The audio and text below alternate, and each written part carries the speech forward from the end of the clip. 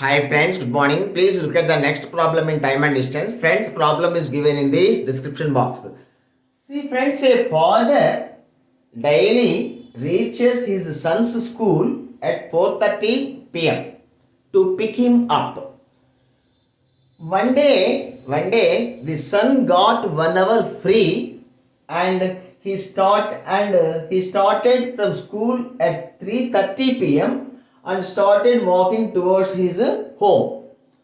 And in the way, he meets his father, say at point B, and from point B, they both returned home 20 minutes earlier than usual, than before, or than usual.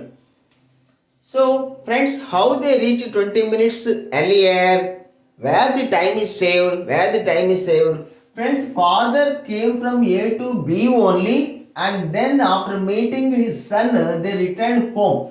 So, father did not travel from B to C nor from C to B. So, and thus 20 minutes is saved. That means 10 minutes time is saved from B to C, and 10 minutes time is saved from C to B. Friends, normally the father reaches at 4:30 p.m. Today he saved 10 minutes because he did not travel from B to C.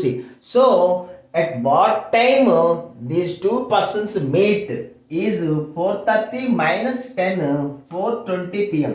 So, this is the first question, friends. Father and son meet at point B at 4:20 p.m. This is first question. And second question, what is the ratio of the speeds of the son and the father? Friends, say father's speed x kmph and son's speed y kmph. Friends, here let us equate the distances BC. What is the distance from B to C? See friends, sun traveled, sun's speed y kmph, sun traveled 3:30 p.m. to 4:20 minutes, 50 minutes. So distance BC is equal to sun's velocity y, and the time taken by sun from travel to C to B, 50 minutes, 50 by 60 hours. This is the distance BC.